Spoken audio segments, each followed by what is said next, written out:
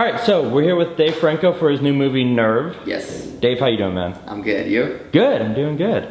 Okay, so Nerve, it's an app that's like pretty much truth or it's truth or dare without the truth. It's just daring you. Exactly. Yeah. So it's an online game where you can pay to be a player or a watcher.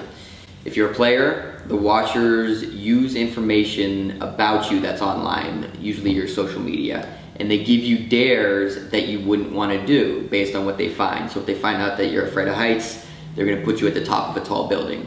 And as the movie progresses, the dares get more life-threatening, and yeah, madness ensues. If this was real, because we're getting kind of close to this being a real thing now. Exactly, yeah. Would you want to go on and be like, yeah, I'm going to use this. Let's see what I can make people do. I would not. No? I would not. I'm lame. I'm boring these days, but I love doing nothing, and I love not putting myself in danger just because I used to be a little bit more that way, and just too many stupid things happen where it's like, all right, something worse should have happened, we got away with it, let's just never do anything like that again, so no. Faster! I love that you bring it up. I had that same conversation at work yesterday, like, because I was one in my small group that went to college. I'm like, yeah, I did this, and how did I live? How does anyone live through childhood, man? It's really true. It's like, and you think back, there's like a handful of like such close calls where it's like, oh my god.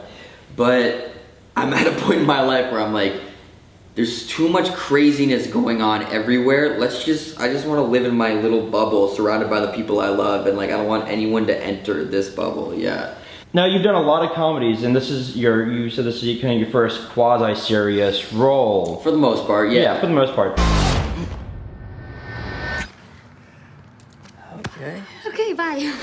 The directors were a huge selling point for me. They directed Catfish, the documentary, and they're just really smart, clever guys, and you know, the final product, it shows it. They had a point of view, they had a really, really strong vision, and the movie feels fresh, it feels original, and you can't say that about almost anything these days. Everything's a remake or a sequel or a comic book movie, and it's just nice to be in something that feels new. And then on top of that, I had known Emma before we started shooting this, and she's great. I just feel comfortable with her, and that was really important for a movie like this because we needed to have instant chemistry, and she was awesome throughout, and just really easy to act opposite. Would you want to do more like this, or? Yeah. Definitely. I think when I'm choosing a project, it's not like I'm thinking, all right, I want to do all comedies. It's more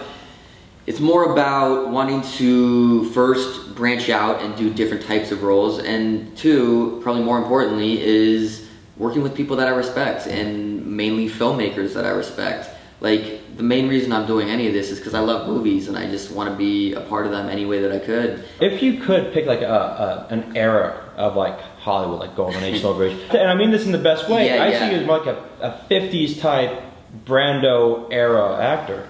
I guess a lot of people might say the 70s though, because that's when it seemed like everything was like, there was no rules, everyone was just making these outside the box projects, and yeah, that would be fun. You know, you look at Easy Rider, it's like those guys just on a bike going across the country, and you can't make a movie like that these days. And so, who knows, maybe things will shift again, but right now, it's so hard to make anything that feels risky. Yeah. Which is again, like why I love this movie so much. Like, this isn't an obvious choice for a studio, and they let us run with it, and they let us just kind of, take those risks and do something different. Let's go punch. Look, we don't have a choice. Technically, it just says we have to leave the store. I was first introduced to you playing Cole on Scrubs, which, by the way, I've gone back and I've marathoned the show a few times. Okay. That is a very underrated season. That's very nice of you to say. It's very nice of you to have watched it in the first place. I think you're like one of 6 people who saw that season. But you're maybe the first to ever call it underrated, so I'll take that. It really well, it really was. Like, I went back and watched it, I'm like, oh. There's some good stuff in there, man. There's some really good stuff. Yeah. There's some really good stuff It in was that. just tough because they had essentially ended Scrubs at season 8 and had a beautiful finale episode, right? Thank you. And then they told all these super fans, oh no, we're bringing it back again. And everyone's like, no, you ended it perfectly. And so we're riding this uphill battle the whole way. Like, that ending, you're right, like, to this day. They're all crying. Oh, I cry. Exactly. I still cry when I watch that. I'm like, this is so great. Coming back for season 9.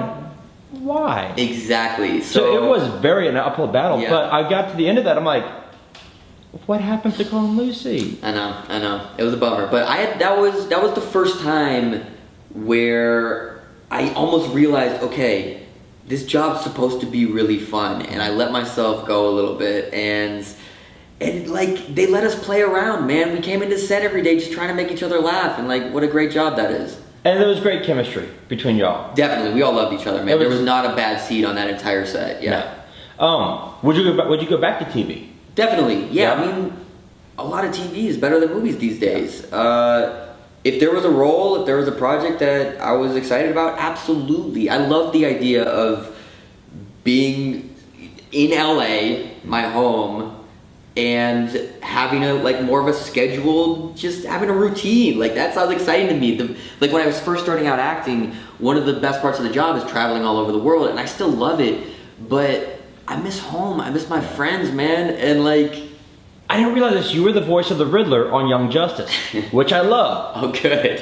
Yes. Do you like voice acting? Would you go back to it, or? I love voice acting. I'm currently doing one of the Lego spin-off movies, Lego Ninjago, and I'm telling you, man, it's already my favorite thing I've ever been involved in. It's like these guys are so clever. Where I've done maybe 4 recording sessions so far, and every time I go in, you know, these movies are technically kids' movies, but every line I'm saying, I'm like, my buddies, my peers are gonna die at this. Like, they somehow cater to everyone. And I'm so excited to be a part of this. If I could just do Lego movies for the rest of my life, I'd be a happy man.